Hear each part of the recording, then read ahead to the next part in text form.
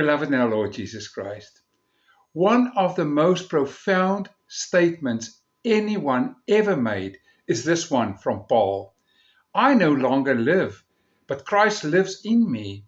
The life I now live in the body, I live by faith in the Son of God, who loved me and gave himself to me. Come, let us pray. Lord, thank you that that statement is absolutely true. We know you, you loved us, you died for us. Therefore, we can live victoriously for you. Thank you for your grace. In Jesus' name, amen. Paul calls the Jews, as a Jew, he calls the Jews to witness about Christ. Listen to this, Galatians 2 and following verses. We who are Jews by birth and not sinful Gentiles know that the person is not justified by the works of the law, but by faith in Jesus Christ. So we too have put our faith in Christ Jesus, that we may be justified by faith in Christ and not by the works of the law, because by the works of the law no one will be justified. But if in seeking to be justified in Christ, we Jews find ourselves also amongst the sinners, doesn't that mean that Christ promotes sin? Absolutely not. If I rebuilt what I destroyed, then I really would be a lawbreaker. For through the law, I died to the law, so that I might live for God. I have been crucified with Christ, and I no longer live, but Christ lives in me. The life I now live in the body, I live by faith in the Son of God, who loved me and gave himself for me. I do not set aside the grace of God, for if righteousness could be gained through the law, Christ died for nothing.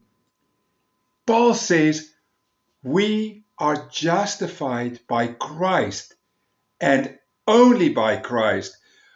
To those who try to earn their way to God, to climb up to God by good works, by fulfilling hundreds of Jewish law as demanded by the Pharisees, he screams out, a person is not justified by the works of the law, only by Christ Jesus. Let that sink in. A person is not justified by the works of the law, but only by faith in Jesus Christ. It is so important that Paul repeats it. He says, so we too have put our faith in Christ Jesus, that we may be justified by faith in Christ and not by the works of the law. Because by the works of the law, no one will be justified. Actually, in this verse, Paul declares no less than 3 times that salvation is only through Christ Jesus, not by the law. Firstly, he says it's a general declaration. A person is not justified. Then very personal, we might be justified. And then universal, no one will be justified. Justification or justified here refers to the gracious act of God whereby solely on the basis of Christ's work, by living the sinless life that we never could, paying the penalty for sin and rebellion against God. Remember, the Bible says clearly the wages of sin is death. On the basis of what Christ did, living the life we could never, dying for our sins, God declares the sinner who comes to him as just. When we accept that Christ did with a believing heart, yes, we cannot earn it. We can only accept what he did as a gift. Only what Christ did can dispel our guilt. And friends, that sets us free. I've come across so many people who have so many hang-ups and they feel so guilty about so many things. Here it is. You give your sins to God. Lord, I've messed up. I am sorry. And you receive the peace and the freedom and the forgiveness that comes in Christ Jesus.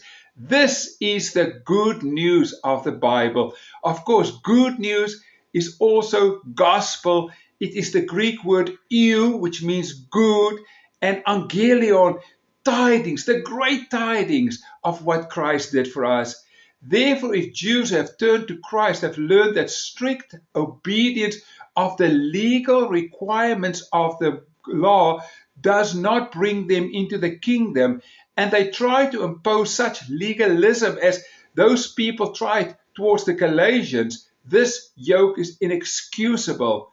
Let us also say, if the Hebrew Roots movement today and all of these movements come and say, you have to abide to the Old Testament laws, and they impose that, it says Paul is unexcusable.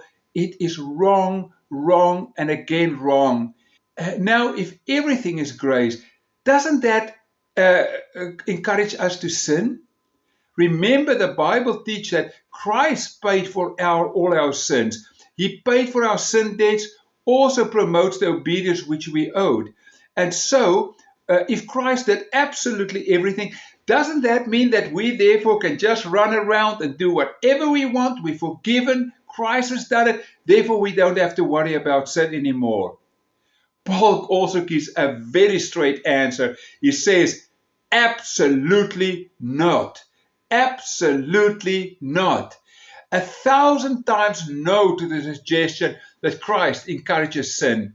Paul accounts himself a sinner. He speaks in the first person. He says, if I start to rebuild, in other words, to do these legal things. Paul's deepest convictions as a Pharisee was the doctrine of salvation by law works. But now he says 3 things, not all of those legalistic things, but 3 things will prevent me from sinning. The first one is my gratitude, what Christ did on my behalf. God bought you with a high price, so honor God with your body. If we realize what Christ did for us, we are so overwhelmed with gratitude that we do not want to sin. Secondly, our relationship with our King, with Christ. My old self, says Paul, has been crucified with Christ. It is not longer I who live, but Christ who lives in me. And then on the third place, the Holy Spirit comes living in us. And the Holy Spirit gives us the ability to live for Christ. He says, don't you realize that your body is the temple of the Holy Spirit who lives in you and is a gift from God? You do not belong to yourself. You belong to God. And then Christ dwells in your heart through faith. Therefore, let us return to the first truth. We are saved by grace and by grace alone. This is good news, and it is exciting to talk about it. In Galatians 2, verse 16 to 21, Paul soared to breathless heights with his gladness, his gratitude for what Christ did for him. His reprimand to Peter at Antioch, that was verses 11 to 14, is absolutely forgotten. Paul gets so passionate about the truth of the gospel that he even transcends the actual focus of his letter. He pours out the passion of his soul and moves to the ultimate height of the powerful work of Christ in his own life. This is Paul's most vivid description of what happened to him on the road to Damascus and also the changes that followed afterwards. He says, I have been crucified with Christ and I no longer live, but Christ lives in me. The life I now live in the body, I live by faith in the Son of God, who loved me and gave himself for me. A legalistic trying to fulfill the gospel can never accomplish this, but Christ can. And therefore, Paul is absolutely astounded with joy about what Christ did. Paul is so excited, energized, and flowing with hope, for he knows that being crucified with Christ brings 3 things: pardon, power, and partnership. Firstly, we are pardoned. Our past and our future sins are forgiven. We do not have to walk around with guilt. I've heard so many people talking about, oh, I'm so bad, I've done all of this. Or they will accuse other people of what they did, and they go on because their own sins are not forgiven. Folks, if Christ is in you, if you have accepted Christ, he took all of your sins away. As Corrie ten Boom says, God put through all of your sins into the lake of forgetfulness and put up a big sign, no more fishing. Or as he says in the Old Testament, come, let us reason together, says the Lord. Even though your sins were red like scarlet, they will become white like wool. God will take all of that away. Being crucified with Christ brings power. Yes, people talk about power. People want power. The greatest power that you and I can have is to give our lives away, to give our lives to Christ. And He will enhance us with power. Power comes when Christ is Lord of our lives, when we become His servants, when we yield Himself to Him, when our will becomes dominated by the mind of Christ, then we will find that His power sustains us, gives us clear direction.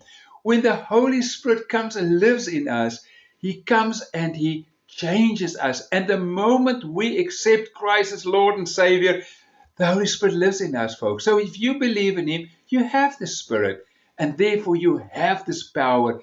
Let it flow. And then in the third place, being crucified with Christ means partnership.